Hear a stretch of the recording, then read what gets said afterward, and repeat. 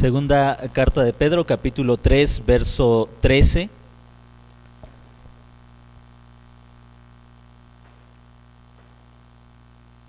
Segunda carta de Pedro, capítulo 3, verso 13. El tema que vamos a considerar en esta tarde es la promesa de cielos nuevos y tierra nueva. La promesa de cielos nuevos y tierra nueva. Segunda de Pedro, capítulo 3, verso 13. Recuerden ustedes que en el libro de los Hechos se nos cuenta de manera resumida algunas de las persecuciones que los judíos elaboraron en contra de la iglesia cristiana.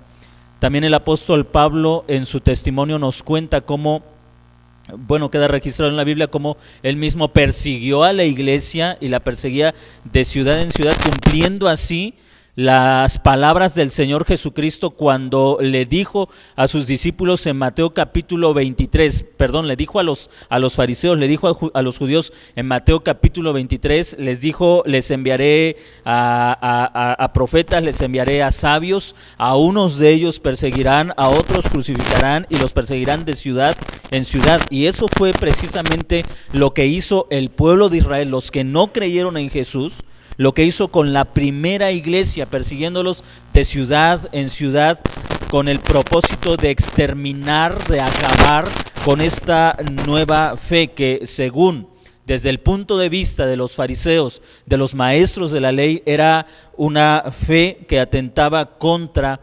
la fe de Abraham, según la errada interpretación que los fariseos tuvieron del evangelio de nuestro Señor Jesucristo. Es en este contexto, en un contexto de persecución, en un contexto de lucha, de desánimo, también en la que probablemente algunos creyentes habían caído a causa de esta persecución, que el verso 13 tiene sentido. El verso 13, segundo de Pedro capítulo 3, verso 13 dice: pero según su promesa esperamos nuevos cielos y nueva tierra en los cuales mora la justicia. Es en este contexto que el apóstol Pedro recuerda esta promesa para el naciente pueblo del Señor, para esa iglesia perseguida, para esa iglesia que estaba siendo expulsada de la tierra de Jerusalén, de las ciudades, que estaba siendo expulsada, que se le recuerda esta promesa. Según su promesa esperamos nuevos cielos y nueva tierra en los cuales mora la justicia. Para entender lo que el apóstol Pedro está escribiendo, necesitamos ir al Antiguo Testamento, donde vamos a encontrar esta promesa. En los domingos anteriores hemos estado viendo que el apóstol Pedro no estaba hablando de la aniquilación del planeta como en ese tiempo era conocido o como en este tiempo lo conocemos.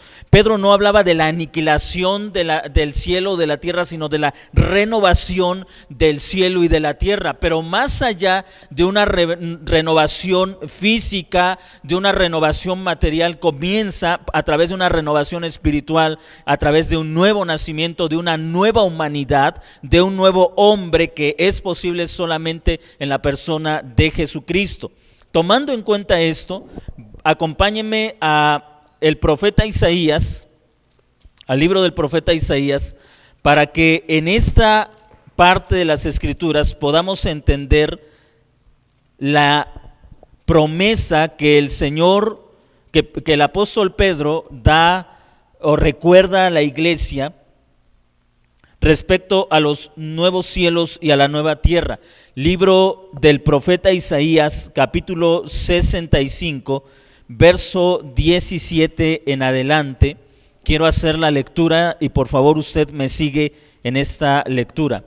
Porque he aquí, estoy en el verso 17 del capítulo 65, libro del profeta Isaías, verso 17. Porque he aquí, yo creo nuevos cielos y nueva tierra, y de lo primero no habrá memoria ni vendrá más al pensamiento. Para que nosotros podamos entender la idea y la promesa de los cielos nuevos y de la nueva tierra, debemos entender qué es lo que Dios a través del profeta Isaías estaba prometiendo a su pueblo como nuevos cielos y nueva tierra. Observe usted que en la segunda parte del verso 17, el profeta Isaías hace un contraste con lo viejo y lo nuevo. De lo primero no habrá memoria, ni vendrá más al pensamiento. Si nosotros no entendemos la idea central de este pasaje, podemos darle una aplicación general y ambigua, y al darle una aplicación ambigua o general a este versículo, puede significar cualquier cosa. Por ejemplo, si no entendemos en qué sentido se está hablando de cielos nuevos y tierra nueva, podemos llegar a pensar que se está hablando, por ejemplo, en la segunda parte de lo primero no habrá más memoria. Yo puedo hacer una aplicación general de este versículo y decir, hermanos, cuando estemos en el cielo, cuando estemos en la gloria, usted ya no se va a acordar más de las marchas, ya no se va a acordar más de los cierres de calles, ya no se va a acordar más de los gasolinazos, eso habrá quedado en el pasado. Pero siendo honestos, ¿esto estaba en la mente del profeta Isaías? No. Esto no estaba en la mente del profeta Isaías. Yo puedo decirles, hermanos, ya no habrá memoria de enfermedades, no se va usted a acordar del cáncer o de ninguna enfermedad que hoy sufrimos o que se ha sufrido, pero nada de esto estaba en la mente del profeta Isaías cuando él por medio del Espíritu Santo o el Espíritu Santo usando a Isaías habló acerca de aquellas cosas, primeras cosas de las cuales no habría memoria.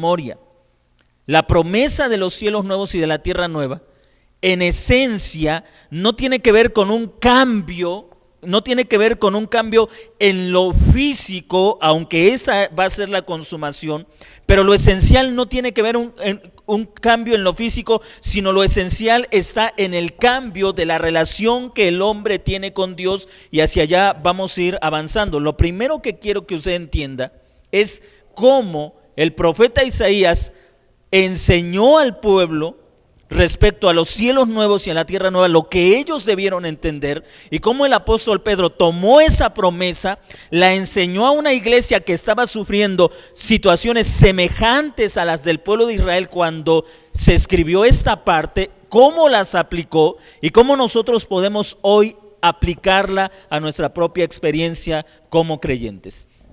El profeta Isaías en el verso 18, estoy en Isaías 18, verso 18 del capítulo 65, continúa, mas os gozaréis y os alegraréis para siempre. Observe usted cómo el contraste entre lo viejo y lo nuevo, no habrá más memoria ni vendrá más al pensamiento. El verso 18 nos hace el contraste. En la vieja creación, la condición del hombre es una condición de pena, de lamento, de lloro, de condenación, porque en el verso 18 se hace el contraste. En la nueva creación se gozarán y se alegrarán para siempre. Ahora, lo que nos toca a nosotros descubrir es, número uno, ¿qué es lo que en la vieja creación provoca toda la agonía y toda la aflicción? ¿Y qué es lo que en la nueva creación provoca el gozo y la alegría eterna? Continúa el escritor, el profeta, en las cosas que yo habré creado, he aquí transformo a Jerusalén en alegría y a su pueblo en gozo. Me alegraré con Jerusalén y me regocijaré con mi pueblo, y ya no se oirá en ella voz de lamento y llantos. No habrá más allí niños malogrados, ni ancianos que no cumplan sus días, sino que el niño morirá de 100 años, y el que no lo alcance se tendrá por maldito. Edificarán casas y morarán en ellas, plantarán viñas y comerán sus frutos. No edificarán para que otro habite, ni plantarán para que otro coma, porque los años de mi pueblo serán los años de un árbol, y mis escogidos disfrutarán plenamente la obra de sus manos. No trabajarán en vano, ni parirán hijos para súbita ruina, porque son la simiente bendita del Señor y su descendencia con ellos. Y acontecerá que antes que clamen, yo responderé. Cuando todavía estén hablando, yo ya habré oído. Observe la última parte de este verso. El lobo y el cordero serán apacentados juntos, y el león comerá paja como el buey, y el polvo será el alimento de la serpiente. Y termina esta profecía de Isaías: no harán daño ni destruirán en todo mi santo monte, dice el Señor. ¿Cuál es en esencia la esperanza de los cielos nuevos y de la tierra nueva? En esencia, la esperanza de los cielos nuevos y de la tierra nueva no tiene que ver, y quiero recalcarlo, con un cambio en la naturaleza, sino con un cambio en la condición del hombre. Y el apóstol Pedro lo dejó muy claro en el verso 13, resaltando la misma idea del profeta Isaías. En los cielos nuevos y en la tierra nueva morará la justicia. En los cielos nuevos y en la tierra nueva morará la justicia. ¿Cuál es la esencia entonces de los cielos nuevos y de la tierra nueva? Un lugar donde mora la justicia. Pero ¿cómo es que eso puede ser posible?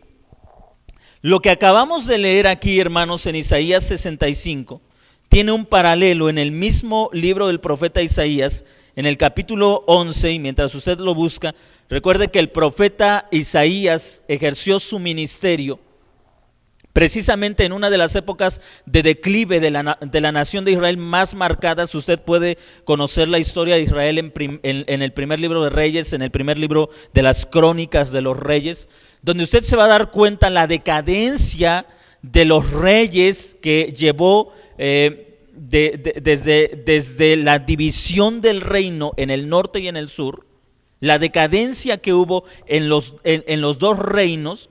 Primero, Israel fue llevado al cautiverio por los asirios. Por último, después Judá también fue llevado al cautiverio años después.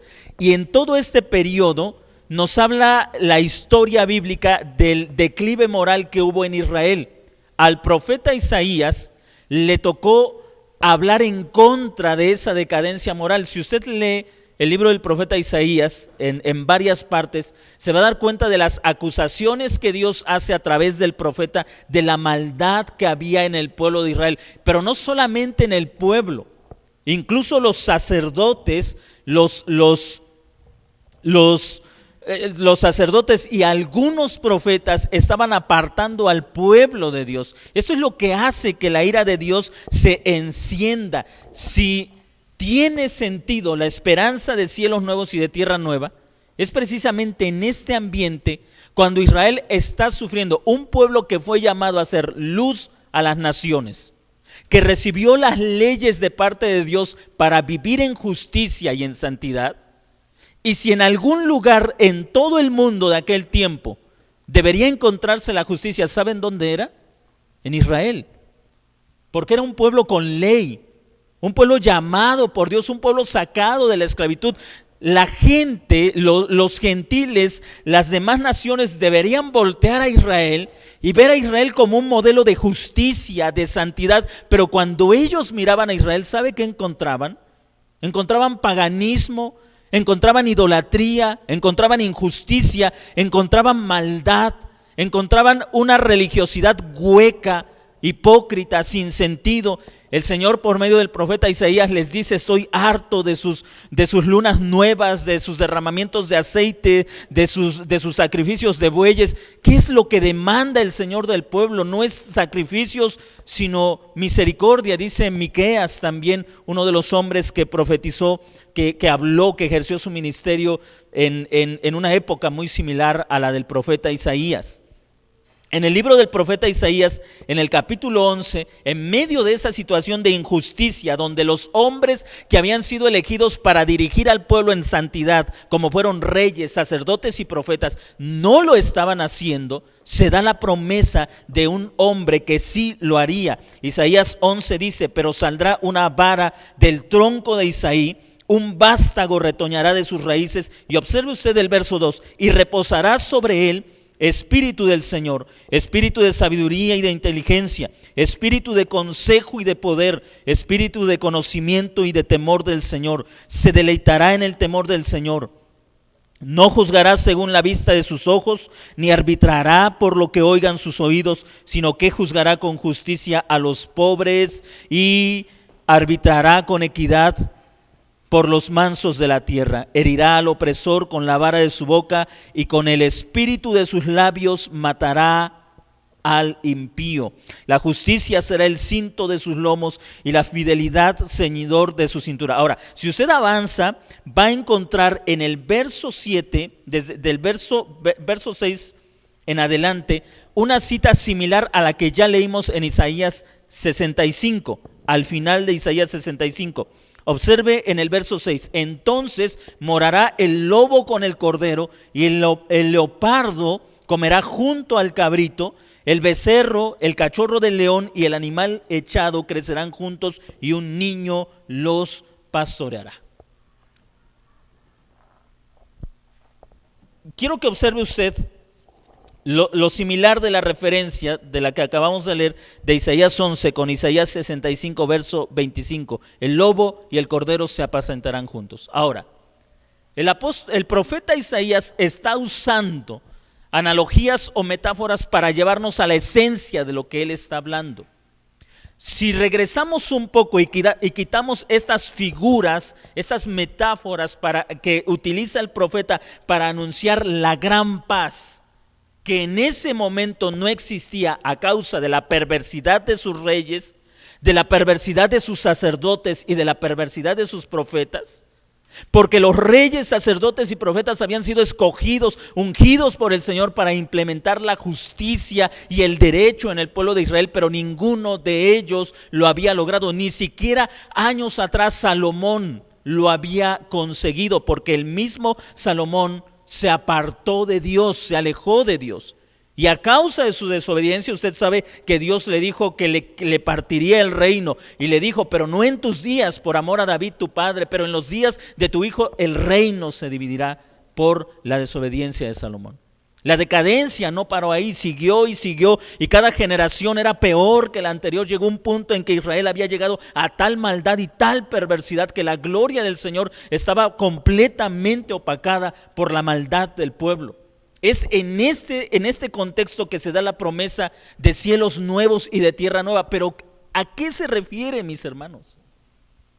El lugar donde mora la justicia. El lugar donde mora la justicia. Ahora, si usted recuerda un poco la cita de Isaías 11 que acabo de leerle, se va a dar cuenta que antes de que Isaías llegue a aquella metáfora o aquella analogía, habrá tal paz en la tierra que incluso un animal feroz podrá sentarse a comer pacíficamente con un animal domesticable, el cabrito, el cordero, gracias, van a apacentarse juntos. La idea, mis hermanos, del cielo nuevo y de la tierra nueva no es que se llegue a esto, sino lo que hay detrás de esto. ¿Qué es lo que nos lleva a esta metáfora? Isaías 11:1, saldrá un legislador. No sé si me está entendiendo. La promesa de los cielos nuevos y de la tierra nueva no inicia con la restauración de la vegetación, no inicia con que especies extintas de animales vuelvan a aparecer. La renovación de los cielos y de la tierra comienza con la promesa de un rey justo.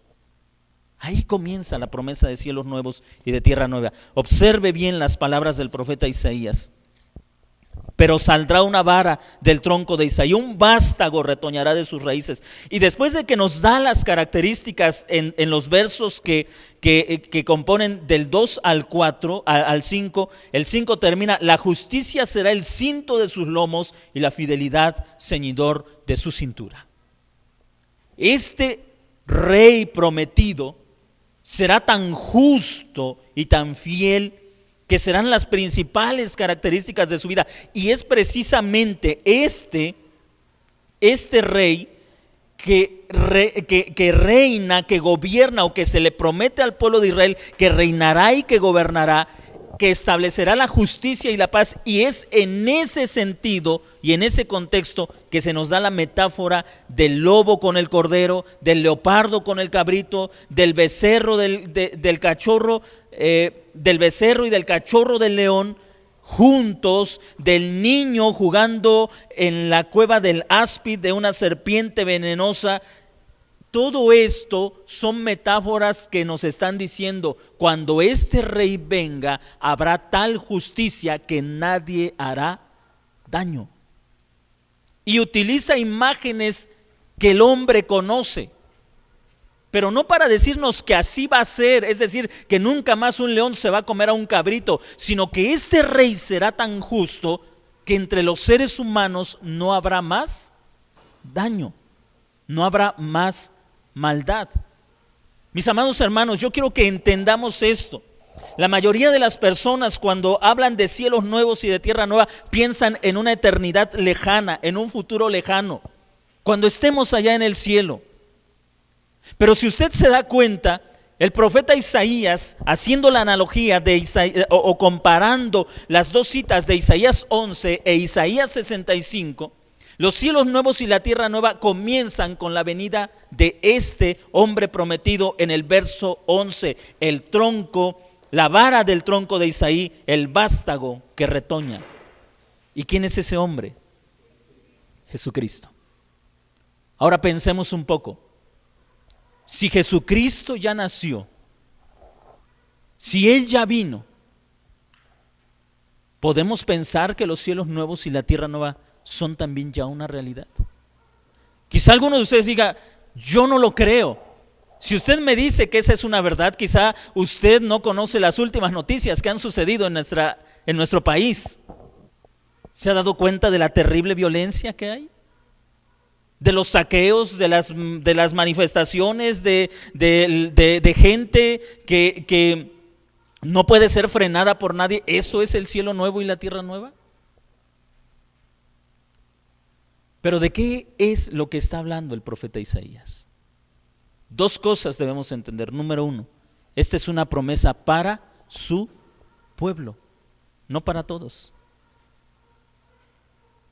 No está incluyendo a todos los seres humanos, sino que está incluyendo solo y exclusivamente a su pueblo. Así que yo puedo ver a mi alrededor y puedo ver a gente que vive en la impiedad, que vive en la injusticia, pero yo entiendo que esa gente no pertenece al pueblo de Dios y por lo tanto ellos no son parte de esta promesa. Esto es lo primero que debemos entender. Número dos, algo que debemos entender es que el Señor amarró esta promesa a una persona, a Jesucristo. Esta promesa de los cielos nuevos y de la tierra nueva están ligadas estrechamente a Jesucristo. Los cielos nuevos y la tierra nueva son solamente una realidad cuando el Mesías venga. Y la pregunta es, ¿el Mesías ha venido? Porque el profeta Isaías estaba hablando hacia el futuro. Cuando Él venga, los cielos nuevos y la tierra nueva serán una realidad. ¿El Mesías ha venido? Sí.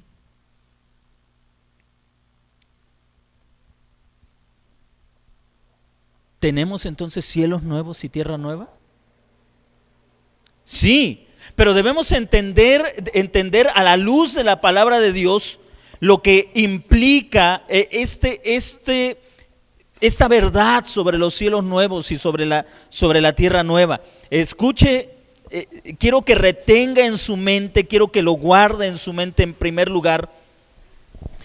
Como les acabo de decir, ninguno de los reyes en el pueblo de Israel pudo cumplir con el propósito por el cual fueron elegidos, guiar al pueblo en justicia. Ni lo pudieron hacer los reyes, ni los profetas, ni los sacerdotes. Muchos profetas se apartaron de Dios y guiaron, o más bien desviaron al pueblo de Israel de Dios. Recuerde usted que el profeta Isaías habla mucho en contra de esos falsos profetas que se habían levantado apartando al pueblo de Israel de los caminos del Señor.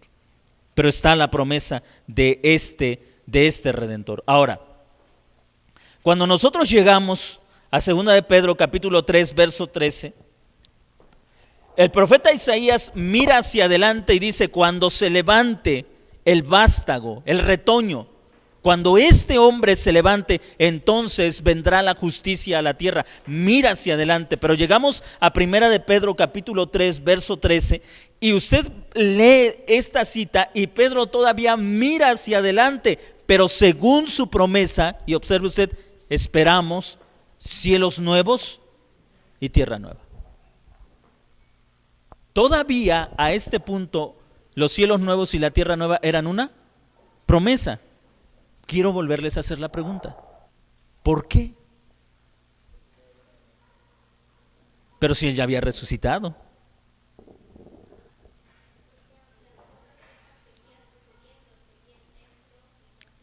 Así es. Exactamente. ¿Qué es lo que impedía que la justicia perdurable entrara? Mire lo que dice el escritor a los Hebreos, capítulo 8. Capítulo 7, verso 11. Hebreos capítulo 7, verso 11. ¿Alguien tiene la cita? ¿Puede leerla, por favor?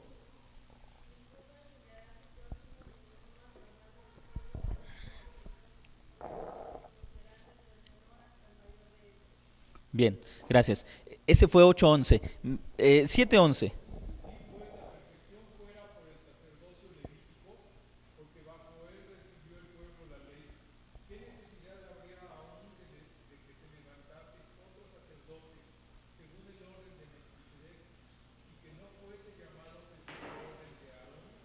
Mire, aquí hay algo que debemos entender, hermanos. Si la Biblia nos habla de algo que realmente, si puede usar la palabra, preocupa a la mente de Dios, si es que hay algo que preocupe a la mente de Dios, pero para que pueda explicarme, tiene que ver con el asunto de cómo el hombre que ha caído puede volver al estado del cual ha caído. Pero la Biblia nos enseña claramente que aunque la salvación se ha extendido hacia más allá del pueblo de Israel, eso no significa que se ha extendido hacia todos y cada uno de los seres humanos, sino que se ha extendido más allá de las fronteras de Israel, pero se ha extendido más allá de aquí, más allá, pero solamente incluidos aquellos que Dios ha decidido hacerlos parte de su pueblo. Hay una preocupación que la Biblia nos muestra constantemente, y es que el pueblo que Dios ha elegido para ser suyo alcance la justicia. ¿Sí? Es decir,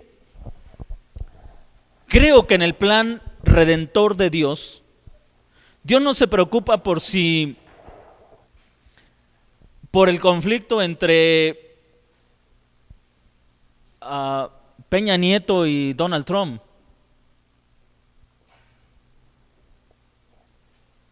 No es que Dios no gobierne situaciones como estas, pero hay un principal propósito en los planes de Dios, y es que su pueblo alcance la perfección. ¿Sí? Cuando nosotros leemos al profeta Isaías, ¿ustedes creen que no había naciones que fueran peor que el propio Israel? Había naciones que eran peor que Israel. ¿Por qué Dios se enfoca en Israel? Porque Israel lo llamó para reflejar la justicia y la santidad. ¿Se da cuenta que el problema, que cuando nosotros leemos la Biblia no habla de aunque nos menciona a los asirios, a los babilonios, a los medos, a los persas, a los romanos? En realidad la Biblia no se mete en los problemas de la política, porque la política no es un problema para Dios. Lo es el mismo ser humano, el carácter del ser humano. Si hay algo en lo cual se enfoca la actividad de Dios, mis hermanos, es en cómo nosotros, que somos parte del pueblo de Dios, vamos a alcanzar la perfección de Cristo. De que si sube la gasolina o no, de que si va a subir el precio de la tortilla o no, no son asuntos de redención. ¿Sí me está entendiendo? Quiero que lo entienda con claridad. Ahora, en el plan redentor, Dios ha decidido sostener a su pueblo en medio de cualquier situación. ¿Sí? Pero el principal propósito de la salvación tiene que ver con que nosotros alcancemos la plenitud de Cristo. Cuando el apóstol Pedro escribe su carta, él todavía mira hacia adelante esos cielos nuevos y esa tierra nueva. ¿Por qué? Porque en ese momento todavía estaba de pie el templo el sacerdocio y todo el ritualismo. Y observe lo que dice Hebreos 7:11, como escuchamos la lectura: si en verdad la perfección era por medio del sacerdocio levítico, porque bajo el sacerdocio el pueblo, porque bajo él recibió el pueblo la ley, ¿qué necesidad había de que se levantara otro sacerdote según el orden de Melquisedec? Si la justicia pudiera venir a través de toda la ley del templo, de los sacrificios, en vano habría sido o no tendría sentido que Jesucristo se hubiera encarnado y hubiera muerto en la cruz del Calvario. Lo que estaba pasando es que la iglesia, al ser perseguida por ese viejo sistema, por los judíos, como todavía estaba en pie el templo, el sacerdocio, los fariseos, los maestros de la ley, estaba en pie todo ese sistema, ellos no podían disfrutar, la iglesia, el pueblo de Dios, no podía disfrutar libremente esa justicia eterna mientras todavía siguiera de pie el viejo sistema. Es en ese sentido que el apóstol Pedro, mirando hacia adelante, dice: nosotros esperamos cielos nuevos y tierra nueva donde mora la justicia, porque mientras esté en pie esto, ningún hombre puede ser perfeccionado. Mientras esté en pie el sacerdocio, mientras esté en pie el templo, ningún hombre puede ser perfeccionado, no puede haber verdadera justicia. Es decir, el problema aquí no era el antagonismo de Roma hacia los cristianos, el problema era el antagonismo del viejo pacto con el nuevo pacto. Ese es el verdadero problema. ¿Sí? Este era el verdadero problema. Y necesario, dice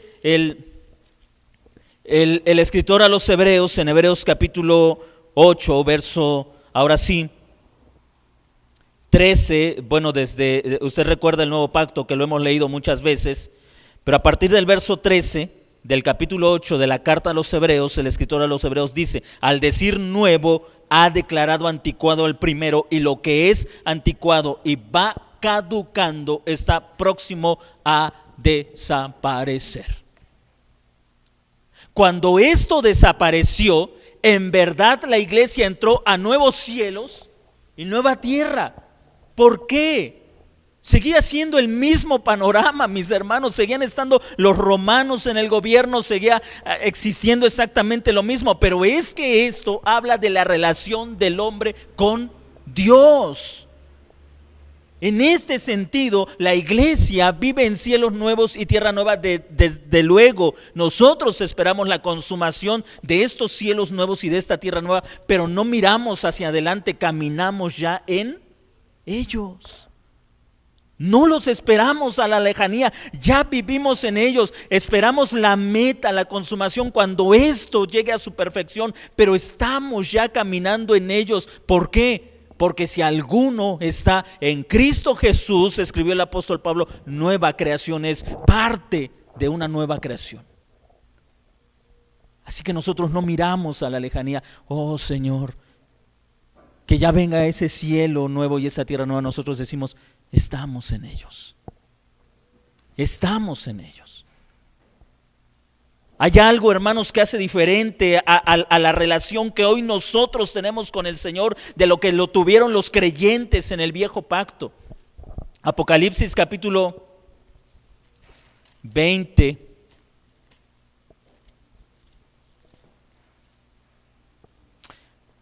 Capítulo 21.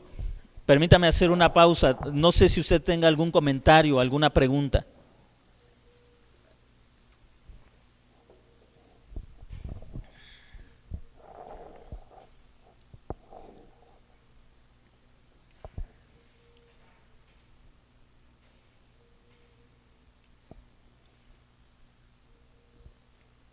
Ahora,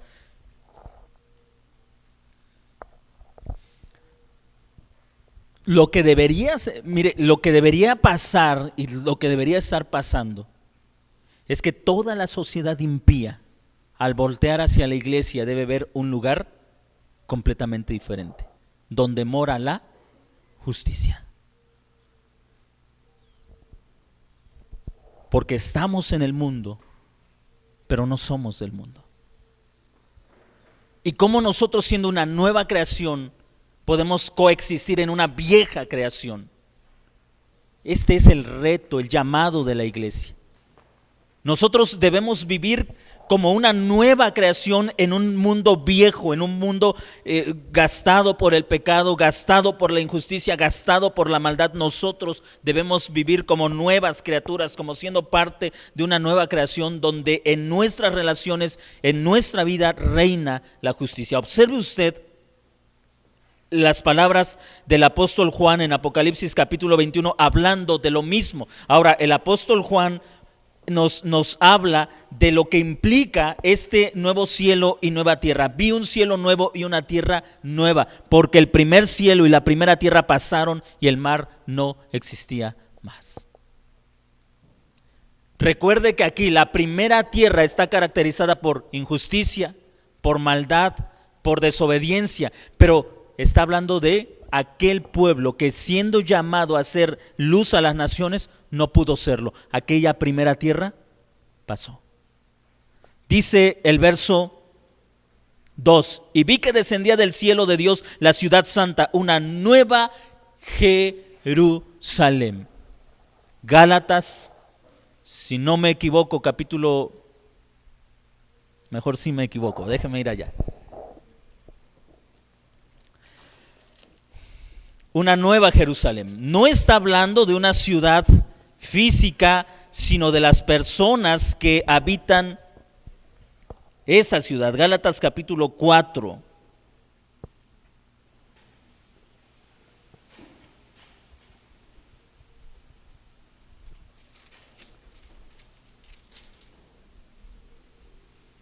Versículo 24 y 25.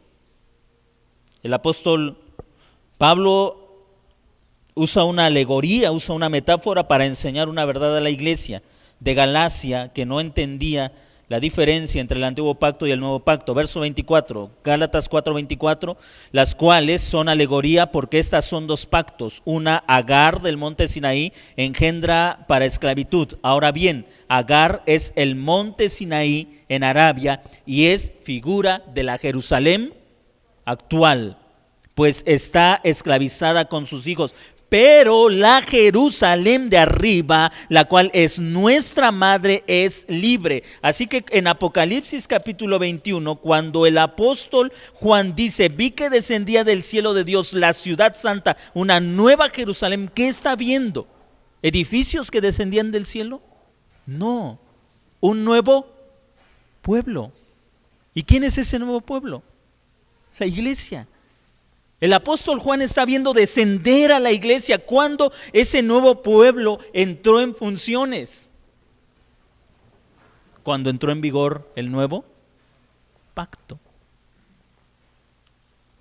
Nosotros, junto con todos los creyentes, somos esa nueva Jerusalén, dispuesta como una esposa, ataviada para su esposo. Y oí una gran voz procedente del trono que decía: he aquí el tabernáculo de Dios con los hombres, y morará con ellos, y ellos serán pueblo suyo, y Dios mismo estará con ellos. ¿Se acuerda usted que una de las agonías del antiguo pacto fue que Dios le dijo a la nación de Israel: no serás más mi pueblo? Tú no serás más mi pueblo. En el libro del profeta Oseas, en el libro del profeta Isaías, Dios le reprocha a la nación de Israel y le dice: ustedes han adulterado, han ido detrás de sus amantes, han ido detrás de los egipcios, han ido detrás de los asirios, han ido detrás de las naciones, han concertado pacto con ellos, no son más mi pueblo, yo los desconozco a ustedes. Y luego da una promesa: llamaré pueblo a quienes no me buscaron. El no ser parte del pueblo de Dios es parte de la vieja creación. Hermanos, qué dolor ha de haber sentido el pueblo de Israel cuando el profeta les dijo: ustedes no son más mi pueblo, ustedes me van a invocar, yo no los voy a escuchar. Qué dolor, qué angustia, qué llanto. A ese tipo de llanto es al que se refiere el apóstol Pedro, el profeta Isaías, el apóstol Juan, cuando dicen: de aquellas cosas no habrá más memoria, de aquel momento en que el pueblo de Dios escuchó: no serás más mi pueblo, no habrá más recuerdo. ¿Por qué? Porque ahora en los cielos nuevos y en la tierra nueva está esta realidad: yo soy de ellos y ellos son míos. míos.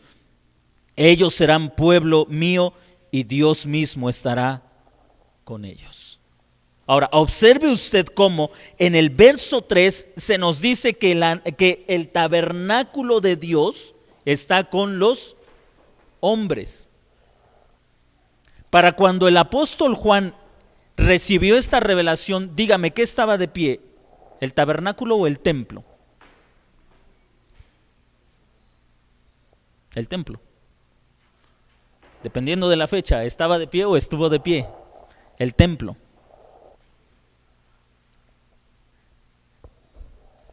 Trate de seguir mi idea, o lo que le quiero decir. ¿Cuál es la diferencia entre un templo y un tabernáculo?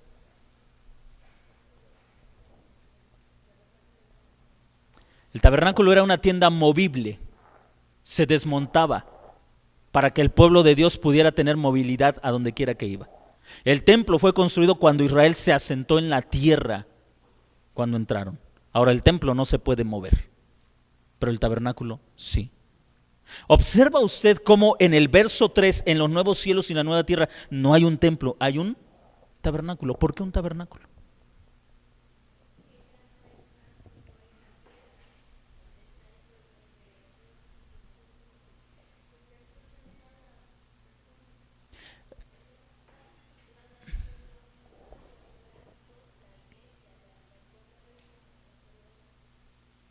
El tabernáculo permite movilidad. Así que la idea es que en los nuevos cielos y en la nueva tierra, la iglesia, el pueblo de Dios, tiene la misma experiencia que Israel en el desierto. A donde quiera que su pueblo va, su presencia está ahí. ¿No le parece maravilloso? Hay gente que está diciendo, se va a construir el tercer templo, hay que orar para que el pueblo de Israel construya el tercer templo. ¿Qué locura es esa? Cuando en los nuevos cielos y en la nueva tierra el Señor dice el tabernáculo, es decir, mi presencia estará en medio de mi pueblo, yo me moveré con ellos, ellos se moverán conmigo, donde quiera que ellos estén, yo estaré. ¿No le parece algo maravilloso? Dígame si no vivimos en cielos nuevos y tierra nueva. Lo que el profeta estaba viendo para nosotros es una realidad que sí es cierto, no la estamos disfrutando a plenitud, pero tampoco estamos diciendo cuándo llegarán, porque según los profetas, cuando el Mesías viniera, eso sería una realidad, el lugar donde mora la justicia. Para nosotros es una realidad no disfrutada a plenitud, es cierto, porque falta la consumación, cuando, como escribe el apóstol Pablo a los Corintios, cuando todos los enemigos del Señor sean puestos bajo sus pies, pero sí disfrutada por nosotros. La estamos disfrutando. El Señor Jesucristo también le dijo a sus discípulos, los animó a orar teniendo la convicción de que todo lo que ellos pidieran al Padre creyendo en su nombre lo recibirían, y en los cielos nuevos y en la tierra nueva. Si usted recuerda, cuando el profeta Isaías habló de ellos en Isaías 65, en el verso 24, el profeta Isaías dice, y acontecerá que antes que clamen yo responderé, cuando todavía estén hablando yo ya habré oído. ¿No es esto una realidad para nosotros como creyentes? Que tenemos la certeza que cuando nosotros vamos a Dios en oración, Él nos escucha. ¿Por qué? Porque las primeras cosas pasaron. Él no dice más, tú ya no eres mi pueblo, ¿por qué te voy a escuchar? Tú no eres mío, vete. Ahora somos su pueblo y nosotros clamamos y Él nos escucha. Hablamos y Él nos oye. Mis hermanos, creo que en medio de un mundo que se está convulsionando por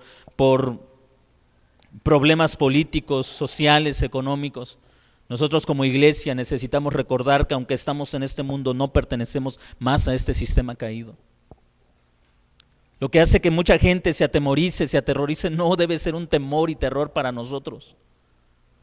Porque nosotros, si cabe la palabra, vivimos en una realidad alterna, en un mundo diferente. Nosotros vivimos en la verdad de cielos nuevos y de tierra nueva, porque el Rey de Reyes ha venido y se ha sentado en el trono. Y nos llama a nosotros a vivir con la justicia y la equidad en medio de un mundo impío y violento. Tenemos nosotros que recordar que las características de los cielos nuevos y de la tierra nueva van más allá de cualquier cosa que sus ojos puedan querer, desear ver. A veces pensamos, yo me imagino esos cielos nuevos, calles de oro, mar de cristal, como dice un canto, pero no nos damos cuenta que detrás de toda la analogía y de toda la metáfora está una realidad: Dios cumpliendo su promesa: yo seré tu Dios y tú serás mi pueblo. No estoy negando la realidad de la consumación de los cielos nuevos y de la tierra nueva. Estoy diciendo que vivamos de acuerdo al tiempo que nos ha tocado vivir, porque hemos visto la promesa cumplida en parte y tenemos que vivir de acuerdo a ella. ¿Qué es lo que puede afligir tu corazón? Si el tabernáculo del Señor está en medio de nosotros. Mis hermanos, permítame concluir. A veces pensamos, si tuviera que mudarme de lugar, si las cosas se pusieran feas en mi ciudad y tuviera que tener que mudarme de lugar, empezar de nuevo, quién sabe si lo lograría. No entendemos que ahora, al ser pueblo de Dios, el tabernáculo del Señor se mueve con nosotros. Y donde tú vayas, donde nosotros vayamos, la presencia del Señor está con nosotros. Él se mueve con su pueblo y el pueblo se debe mover con su Dios. ¿Cómo es que nosotros como pueblo nos movemos con nuestro Dios? En obediencia, obedeciendo su palabra, haciendo su voluntad. Nosotros nos estamos moviendo con Él. Por ejemplo, la palabra de Dios dice, el apóstol Pablo, instruyendo a los romanos, les dice: sométanse a toda autoridad, hablando en el sentido de no resistencias civiles, no manifestaciones. ¿Cómo nos movemos con Dios? No participamos en nada de lo que la sociedad está haciendo actualmente. Nos movemos con Dios haciendo exactamente lo que la gente dice, haciendo exactamente lo contrario a lo que la gente dice. La gente dice: si quieren tener prosperidad, hay que luchar por los derechos, hay que luchar por lo que le conviene a nuestro pueblo. Nosotros decimos: si queremos tener prosperidad, obedezcamos a nuestro Dios, honremos a nuestro Dios. Si Él se mueve, nosotros nos movemos. Si nosotros nos movemos, Él se mueve porque estamos obedeciendo a su palabra. No necesitamos hacer marchas, protestas, no necesitamos hacer nada de lo que la gente está haciendo, persiguiendo su bienestar, porque nosotros vivimos en cielos nuevos y tierra nueva, donde la justicia mora eternamente. Que el Señor nos dé la fuerza, la gracia y la sabiduría para vivir el tiempo que nos ha tocado vivir.